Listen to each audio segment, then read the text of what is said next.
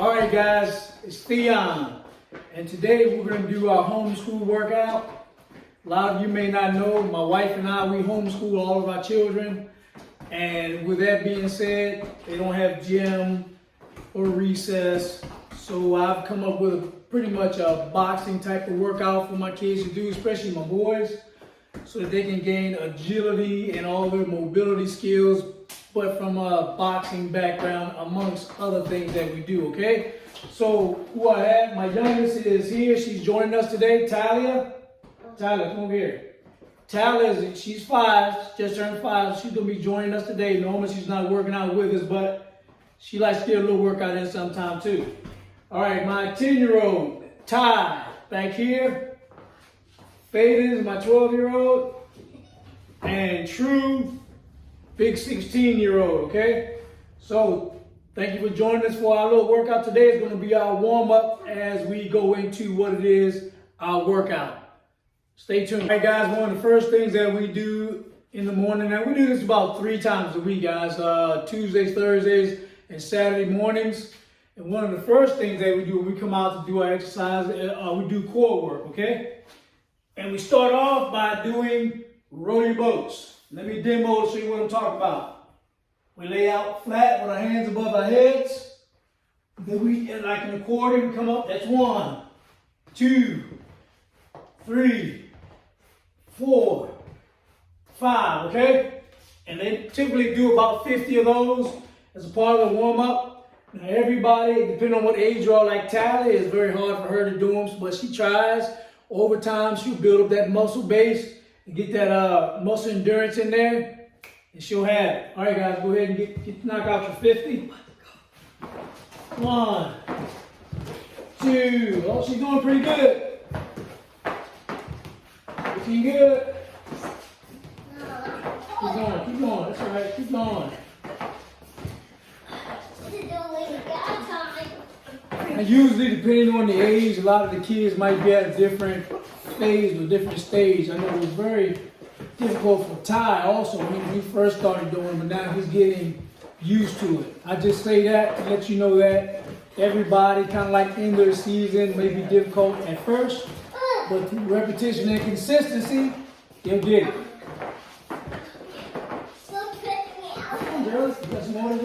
Let it be known that we have 6 children. My oldest son, firstborn, 32. And my oldest daughter, 28.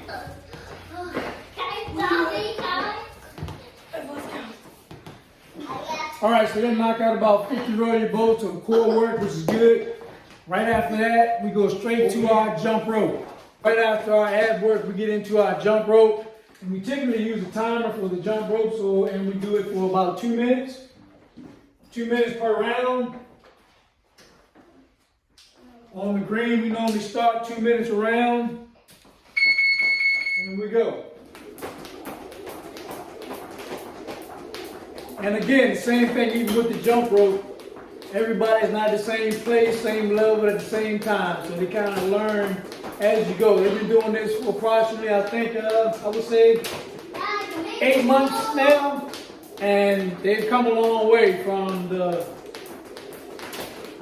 basic jumping. Let me show you. From a basic jump, which is like this. It comes from just doing this difficulty to being able to have more rhythm and do it a whole lot longer and a lot smoother. All right, guys.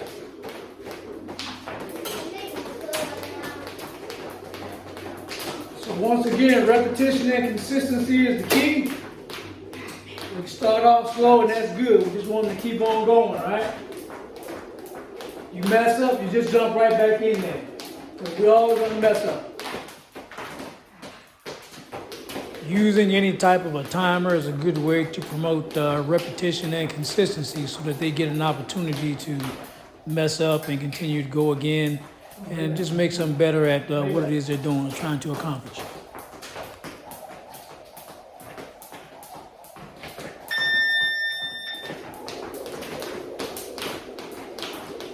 that? Now he's doing something new. He couldn't always do that. The footwork, moving your feet, doing the jumping jacks, putting your foot forward, bringing them back. Gradually, they'll learn how to do the tricks and all the things that come along with jumping rope.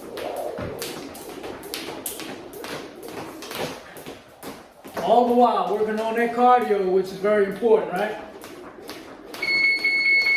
Time.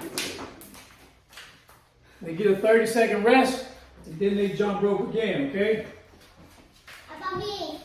Now, even though we're still talking about warming up, this may seem like a warm-up. What's up, Sally? But this can be an actual workout too. Jumping rope can be an actual workout. Ultimately, we want to work on what are motor skills and have our children just acquire those over time.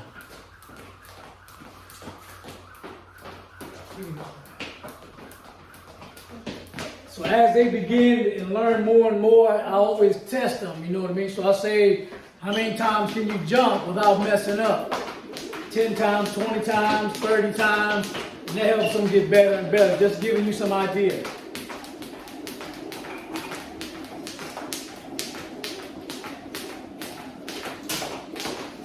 And if you notice the footwork, this is how this exercise becomes low impact and high impact. Because when you begin, it'll be a high impact exercise, meaning you'll jump higher for the little rope to go under your feet.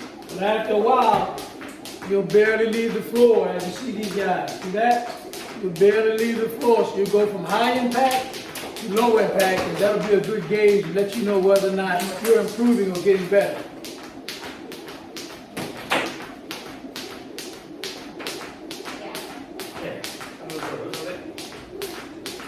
Also, I didn't have the little rope for Talia. Otherwise, trust me, she'd be jumping also, or at least trying to jump.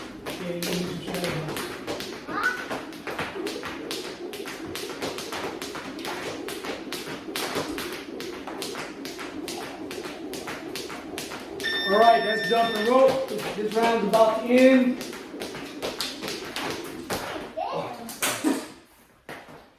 Way back, way back. You should be jumping this way. Not that way. You jump right into the rope.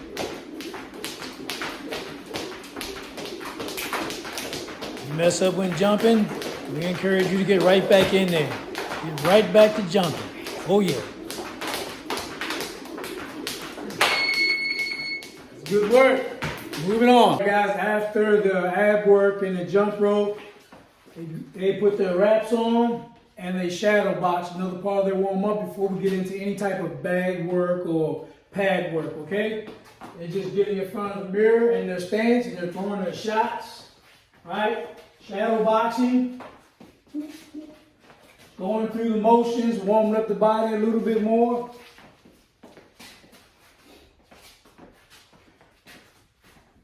While we're at this stage, and we're talking about doing things that are very inexpensive. Now, ropes aren't that expensive, so that's another very inexpensive workout. Ab work, hey, you don't even need equipment for that. You just got to get on the floor. Now, if it's a hard floor, you may need a mat, but you can do it inside on your carpet or what have you, right? No equipment needed.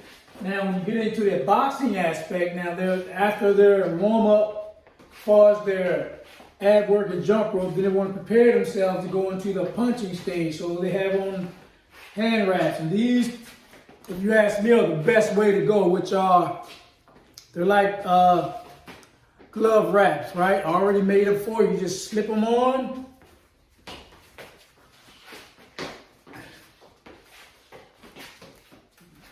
Velcro around.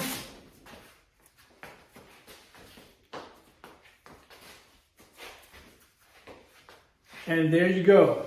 Already equipped with the padding that you need. It's the best way to go. And it's the quickest way also. The traditional type, you got to spend time wrapping your hands and all those things that you like. If you go with these, just slip your hands in and you're all ready to go. See that? That's what they have on their hands right now. They're ready to go inside the glove and start punch and have that extra protection that's needed. Yeah, are we done yet? These wraps are instant, they're fast, they're affordable. No, and they do a great job protecting your hands. Typically we do this by the round also. We just start the buzzer. So that buzzer starts the round. We may do 1, 2, maybe 3 rounds of shadow boxing before we move on to the next phase of our workout. Like I said, this is just the warm up. And let me add, you don't necessarily have to have a mirror to look at. That's not possible. I just happen to have one, a large size one, but you can do all these exercises as far as the shadow boxing is concerned without a mirror or being able to look at yourself and be effective. Relax your hands. Jab up, down. And trust me, guys, this is constant work. Over and over and over again. I have to repeat myself constantly so that these guys can get the rhythm and all the mechanics that are involved with what it is that we're doing. And it'll tend to happen in their own time. Some will do it better than others, but they will get it. So it just takes a lot of time. Doing the shadow boxing, it's not just this type of action that we're doing. What you see a lot of people do, it's not just these type of actions. There's actual mechanics that you want to work on. So you want to have a good stance first, step, and a turn when you throw your shots. So from here, here, and here, and here, and here, right? Turn, turn. The upper torso is going to turn from one side to the other. We're not just punching with our arms. I mean, you can do that, but we want to try to do it with a certain level of efficiency and flow, okay? So we're going to be here, angle, plop, plop. We're going to hook here and come back uppercut here. All right? Bang, pop, pop, pop. Everything starting ground level at your feet. If you ask me, work your way up, out through your hands, okay? Pop, pink. And your lower body, lower extremities have a lot to do with you throwing your punches also. It's not just arms work, okay? So we're going to step, then we're going to turn, and then we're going to turn back, then we're going to go back here. As you notice, my hips, my legs get into the punch also, okay? Pop, pop,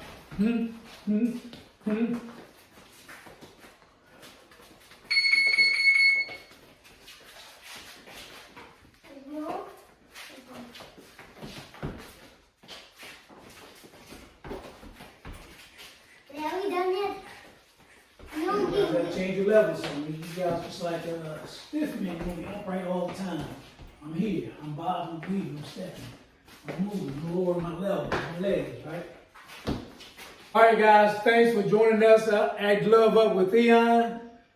This is our homeschool workout edition. This is just a warm-up. Like, comment, and subscribe. Got any questions, let us know. Next time, we're getting into the workout. See you later.